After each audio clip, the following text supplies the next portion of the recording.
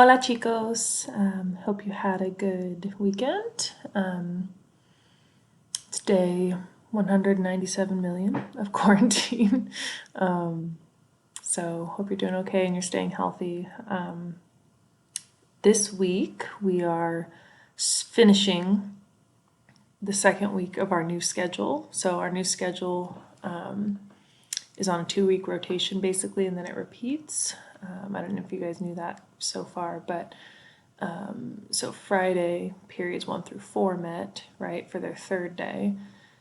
Now periods 1 through 4 will only meet twice this week, whereas 5, 6, and 7 you will meet 3 times. So 5, 6, and 7 period, 7th period, you guys had your third day today, where you were finishing, you took part 1 of the assessment and you're turning in part 2 on Wednesday by 8 a.m. And 4th period, you took part 1 on Friday and you're turning in part 2 tomorrow, which is Tuesday. Yes, by 8 a.m. Okay, so you guys are finishing up day 3 now, and so what leaves this week is day 4 and day 5. And what I mean by that is each class, in the matter of 2 weeks, you'll meet 5 times. Okay, so I'm going to give you an overview right now of what you can expect for days 4 and 5. Okay, so days 4 and 5, we're going to do something a little bit different. I figured since we spent a good long 6 weeks on chapter 4, I wanted to kind of give us a little brain break before we jumped into something else. And so, as you guys know, twice a year I do some kind of cultural unit, and we did one in October. We learned about Dia de los Muertos, Day of the Dead, and we watched the movie Coco. The other one I do is always in May, and it's about Cinco de Mayo. We do a little learning about the holiday, and we usually have some kind of fiesta. Unfortunately, we won't be able to do that this year, which would have been great because we just finished a whole chapter about food, so that's unfortunate, but we're going to do something different instead. And so that's what you'll be working on for the next 2 class periods, day 4 and 5. So day 4 for 4th period, that is Tuesday, and day 5 would be Thursday for you.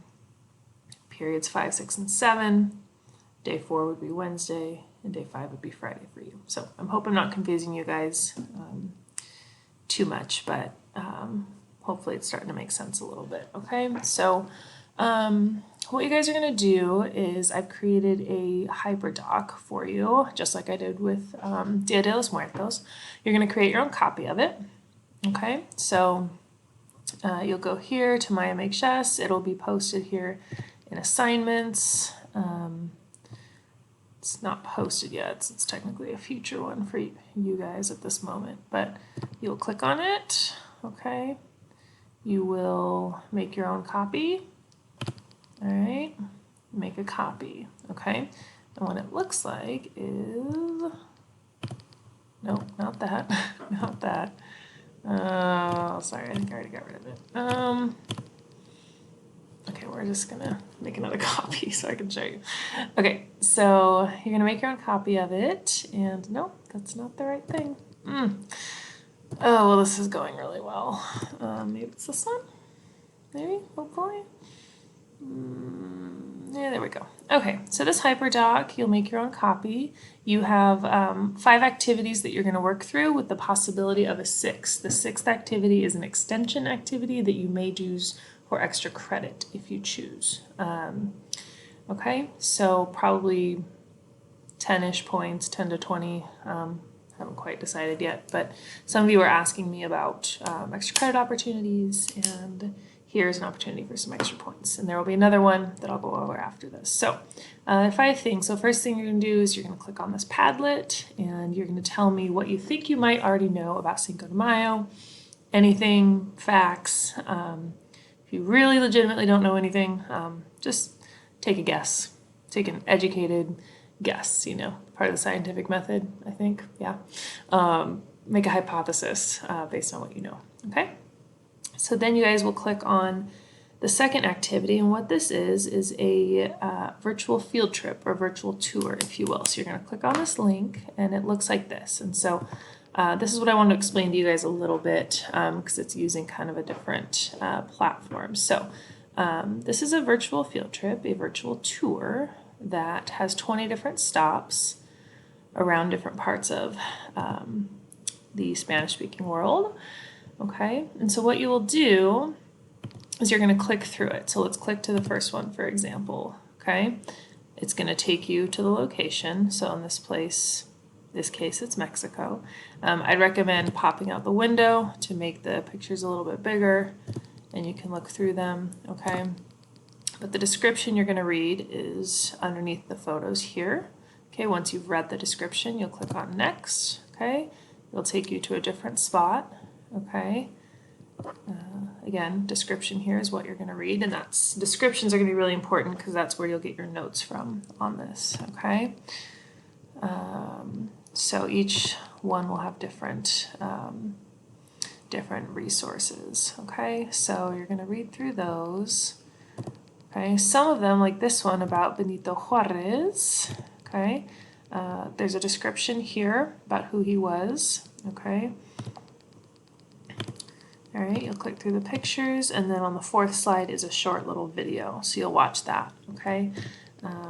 So pay attention to how many slides are in each destination. Okay, so each tour stop will have about 1 to 4 slides of either pictures or a video that you look through. But be sure you're reading this description here along with the pictures. Okay, so maybe read the description first about who Benito Juarez was, for example. Then you can click through the pictures and click on the video. Okay, so you'll do this for all 20 places. It's going to take you around the world. Now we're in France. Okay, I'm going to read a little bit about France here. Pop it out. Okay, I'm going to look through my pictures. Looks like there's only one here. Okay, so there's all 20 stops on the tour. Okay.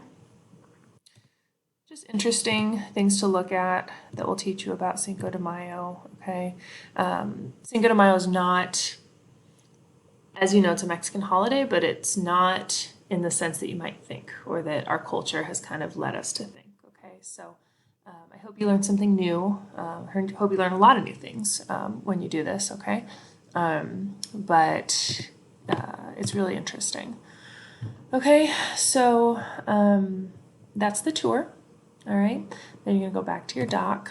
Okay, after you've done the tour, you're going to click on the infographic notes, which look like this. Okay, and wherever you see red text is where you're going to, sorry, I'm on Zoom, is where you're going to fill in. Okay, so you'll click on the text box to write in your correct answer.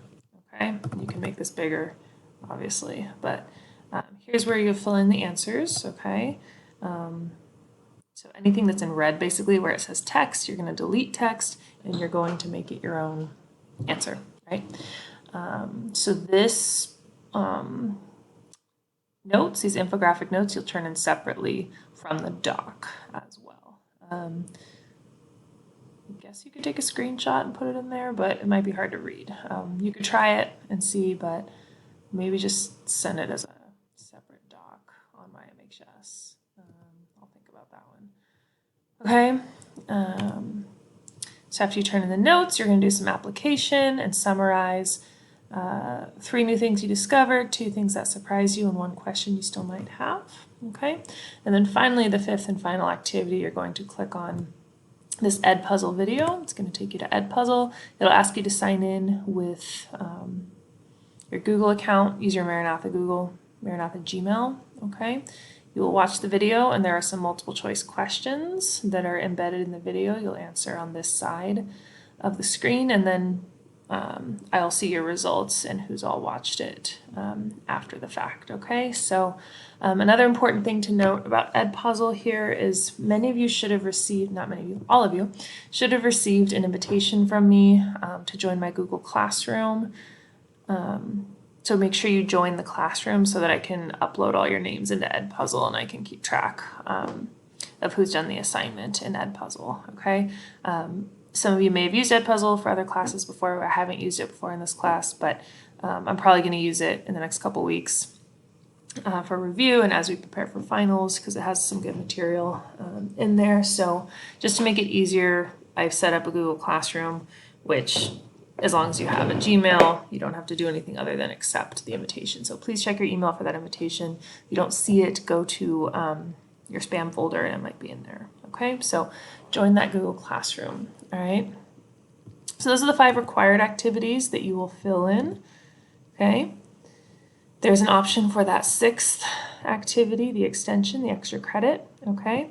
You can create a Kahoot with 10 multiple choice questions or true false if you wish about Cinco de Mayo. Okay, using the facts that you just learned in your notes, or you can create a comic strip dialogue with at least 5 facts about Cinco de Mayo. Okay, and so click on each of these links and it'll take you to a different application. You can make a copy of the doc and make it your own and turn that back into me. Okay, so here you would paste just the link, okay, to either one of those things if you choose to do it. Okay, so options, last one is optional, but that's where you'll do it. Okay, so since there's 6 activities and 2 days I'm giving you to do this, you could do the first 3 on day 4 and the second 3 on day 5.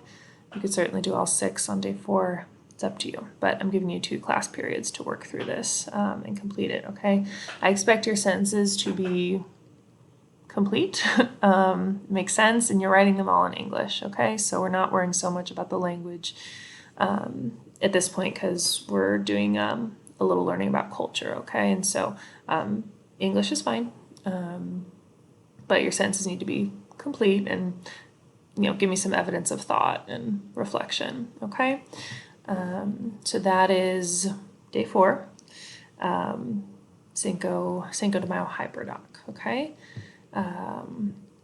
Secondly, the thing you have an option to do as well, and I'll post this on day 5, so the last day, if you would like to make test corrections on part 1 of your test, the interpretive assessment, chapter 4, part 1, they're not all graded yet, but I will have them graded by the time I assign this.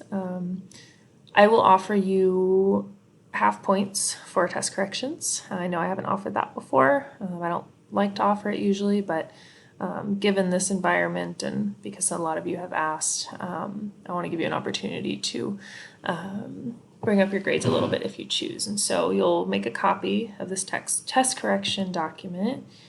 You'll type in what the question number. So like, let's say it was question 4. My original answer was sirven. A lot of you guys made this mistake. The correct answer is sirven. Why is that? And I would type just a 1-sentence deal about why that is. Because servir is an IR verb and needs to have an IR ending, not AR. Okay, so something like that. So something that shows me evidence of you've learned from the mistakes on the test. Okay, so after they're all graded, after everyone's taken it, I'll make the results available. I won't, if there's any problems with that, let me know, but this is also optional. So you don't have to make test corrections if you don't want to. If you're happy with your score out of 25, you can certainly keep that, but I'm giving you the opportunity, okay? So this is for